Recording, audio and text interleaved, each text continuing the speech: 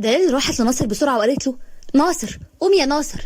في ايه يا امي؟ صرعتيني، حد يصحي حد كده؟ دهب مشيت من البيت يا ابني. ايه؟ ورحت لها يجري بره ولقاها مسكها وعدلها ليها وبص في وشها: انت هتمشي بجد؟ دهب كانت حاطه وشها في الارض وقالت له: ايوه. اقسم لك بالله المره دي مشاعري بجد مش هتتغير، ومش بضحك عليكي، بس انا بجد عايزك تفضلي هنا. ما تسالنيش عن السبب، بس انت وجودك هنا لازم. دهب بصت في عينيه وقالت له: خلاص يا ناصر، انت عايز كل مره تمسك قلبي بايدك وترميه ليه كده؟ هو ايه؟ هوايتك تعذيبي ولا ايه؟ سيبني في حالي يا ناصر، سيبني امشي. ناصر مسك وشها وقال لها: امبارح حسيت بالذنب من ناحيتك، عايزه افهم تفسير ايه اللي جاب الافكار دي في دماغي. انا توقعت ان ربنا بيرد لي في اختي اللي انا عملته فيكي. دهب قالت له وهي مبتسمه: مش قلت لك في جزء كويس وطيب وسط كل الشر اللي جواك ده كله؟ ضميرك لسه صاحي، عشان كده انت حسيت بالذنب، ودي حاجه كويسه قوي على فكره. اخيرا عرفت ربنا بيقول: كما تدين تدان. يا ناصر، شوف بقى كام حاجه زباله عملتها في الناس وكله هيترد لك، وادي البدايه. قالت له الكلام ده وسابته ومشيت، وهو اتخنق جدا وقعد على عتبة البيت يفكر في كلامها. دلال خرجت وقالت له: ايه ده؟ انت سبتها؟ اعمل ايه يا امي؟ سيبيني الله يخليكي عشان انا مخنوق. سابته قاعد على عتبة البيت حاطط ايده على خده وبيفكر في الكلام. معتز قال: انتوا سبتوها تمشي؟ دلال بحزن قالت له: ايوه يا معتز. ليندا قالت: احسن برضو، خليه يطلقها. معتز قال: ابعت لها ورقتها يا استاذ. ومشي هو كمان وراح قعد مع اخوه شهاب. شهاب قال له: وانت متضايق عليها ليه يعني يا معتز؟ معتز قال له: هو كل اللي قاعد في البيت ده ما عندوش احساس خالص؟ البنت بعد موت عمي مرات ابوها ما صرفتش عليها جنيه واحد، كانت هي اللي تصرف على نفسها وتجيب حاجاتها اكلها وشربها بفلوس ابوها. دلوقتي بقى استاذ ناصر نصب عليها وخد الفلوس كلها، هي هتعيش ازاي؟ وانت مضايق نفسك كده ليه؟ ما تشيلش هم، دلوقتي اكيد هتدور على شغل وتجيب رزق منه، ربنا يوفقها. يلا شوف مصالحك وما تعطلش نفسك بموضوع تافه زي ده. ناصر طلع على الأوضة وبص على الهدوم ولقاها زي ما هي. دهب ما خدتش ولا طقم من اللي هو جايبه لها، حتى التليفون بتاعه اللي هو اداهولها سابته وما خدتوش. اتضايق جدا ونفسه يتغير. تاني يوم في الشركة سالي قالت له: ناصر وحشني جدا. وانت كمان وحشاني اكتر يا سالي، فينك وفين ايامك؟ انا موجودة، انت بس اللي بعدت عني. مش هبعد تاني، انت تجيلي في اي وقت. ده العشم برضو، يوسف بعت لك الورق ده. اوف يوسف، هو لسه زعلان مني؟ وبعدين صح، انت على كده ما كنتيش جايه لي انا بقى، ده انت جايه لاخوكي. لا طبعا جايه لك انت، بس قلت ابلغه اني جيت، ما هو ما ينفعش ابقى موجوده في الشركه واخويا ما يعرفش. لا اصيله يا سالي. اسيبك بقى عشان اروح اسلم على معتز. مشيت وهي بتقول لنفسها: انا هوصل لك يا ناصر، هوصل لك بس عن طريق معتز، لان انا مش هقدر اتعامل مع واحد زيك، بس معتز اطيب منك بكتير وسهل التعامل معاه. هدخل لحد بيتك واتجسس عليك واعرف اجمع كل المعلومات اللي تساعدني في تدميرك. وديني يا ناصر، يا ناصر السمان، اللي خلي شركتك اللي انت فرحان لي بيها دي وعامل لي فيها مدير اسمك يتشطب من عليها وما يبقى لك وجود حتى. لو اضطريت ان اخد روحك هاخدها يا ناصر، وهاخد الشركه دي، واخويا اللي انت بتذله ومشغله عندك هخليك انت تحلم بس لو تشتغل خدام عندنا. على الناحيه التانيه ناصر كان عمال بيرن على جليله والرقم كان مقفول. ناصر اتضايق قوي. هي الست دي بتقفل تليفونها ليه؟ انا بس كنت عايز اطمن على دهب. دهب لازم ترجع لي، انا عايز اتغير وعايز حد يمسكني من ايدي ويوديني للطريق الصح. مفيش غير دهب اللي يقدر يعمل كده. يا دهب بجد محتاجك قوي. وبعد مرور سنه، بس ثانيه واحده احكي لكم ملخص السنه اللي عدت عليهم. دهب رجعت عند مرات ابوها ولقيتها متجوزه. بعد اشهر دهب اكتشفت انها حامل، ومرات ابوها كانت عايزاها تسقط، بس طبعا مستحيل ان دهب توافق. جليله منعت دهب من انها تروح الكليه ولا تطلع من البيت اصلا، وحرمتها من كل حاجه، وقالت لها مش مستعده تصرف عليها جنيه واحد. كان في اوضه على سطح البيت كانت راميه دهب فيها وبتطلع لها الاكل اللي بيتبقى منها هي وجوزها. دهب كانت بتبكي بدل الدموع دم عن حوجتها لمرات ابوها، وهي لو معاها فلوس كانت عاشت بكرامتها بعيد عنها، بس هي مذلوله الجليله غصب عنها.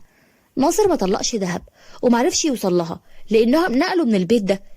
اما ناصر فحاله اتغير، بس مش للحلو، بدل ما يتغير للاحسن بقى اسوأ مليون مره.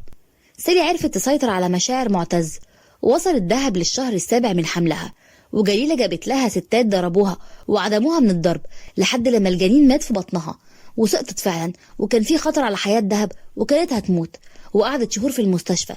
بس ربنا كتب لها عمر جديد. كان نفسها توصل لحد منهم ينقذها من العذاب اللي هي فيه بس معرفتش. جليلة قررت تشغلها معاها هي وجوزها، وطلبت منها تاخد شنطة توديها للراجل. دهب خدت الشنطة وفتحتها، لقت فيها حشيش، راحت رمتها ومشيت وراحت لبيت ناصر. نيجي بقى للفترة الزمنية دلوقتي. دهب راحت لناصر وكانوا بيجهزوا الفرح. دخلت وهي متبهدلة، ودلال شافتها، راحت خدتها في حضنها وقعدوا يعيطوا الاتنين. كنت فين يا بنتي كل ده؟ معتز قال دهب، حط ايده على شعرها وبص عليها وعلى هدومها وشكلها اللي اتغير، وعينيها اللي شبه الدم، وتحتها الاسود، وجسمها اللي ما بقاش فيه.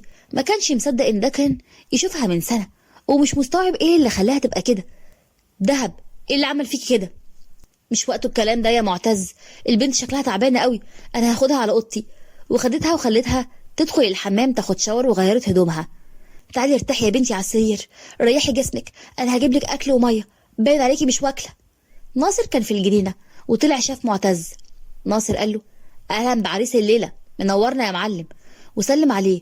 ومعتز بص على ايده، لقى سجاره. هينفعك النهارده، خد السيجاره دي. ناصر، دهب رجعت. ناصر وقف اتصدم وما كانش مصدق اللي قاله. انت بتهزر ولا ايه؟ لا يا ناصر، انا بتكلم بجد. طب هي فين؟ في اوضه ماما. ناصر جري على الاوضه بسرعه واتصدم لما شافها، شكلها اتغير 180 درجه. ناصر كان خايف وقلقان. ايه اللي عمل فيك كده يا دهب؟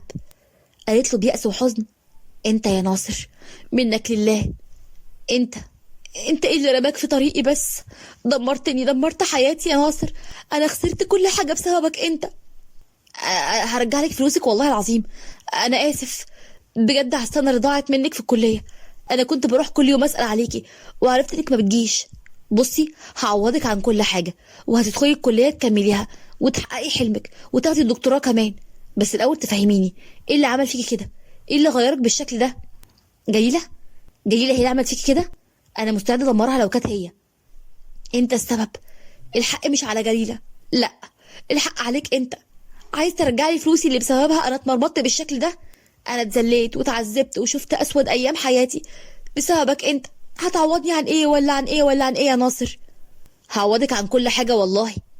خلي الفلوس معاك. انت يعني لو رجعتلي فلوسي هتعوضني عن ابني اللي راح؟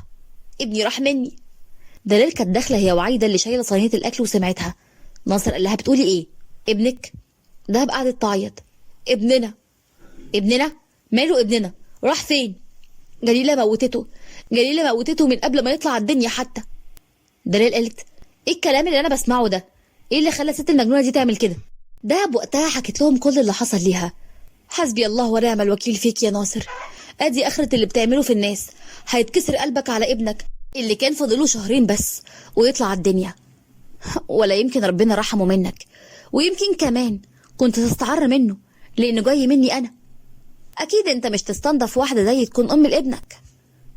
ايه الكلام ده؟ غلط يا دهب. اللي انت بتتكلمي عليه ده بيكون ابنه هو، اللي من لحمه ودمه، سواء هو شافه او لا. هو بيحس اصلا يا طنط؟ دلال قالت بغضب ناصر، انت لازم تنتقم من اللي اسمها جليله دي، اللي قتلت حفيد عيله السمان.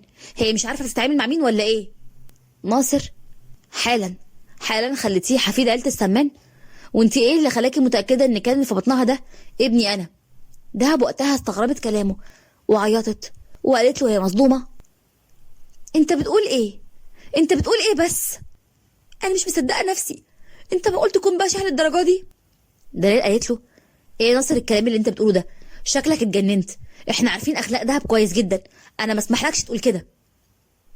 دهب بصت قدامها ودموعها بتنزل باستمرار، مش مصدقه ولا كانت تتوقع ابدا انه ممكن يقول عليها حاجه زي كده.